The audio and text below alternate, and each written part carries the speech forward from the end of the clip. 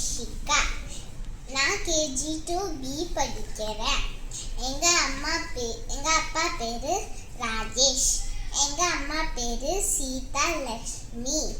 Habit management 2. ஆக்கம் அளவிலாய் செல்லும் இங்கே. ஊக்கம் உடையானுரை. ஆக்கங்கள் தீராது, ஊக்கங்கள் வீண் போகாது, முயற்சி என்றும் மோயாது. ஆக்கம் அடவிலாய் செல்லும் இங்கே. அசைவிலா ஊக்கம் உடையானுரை.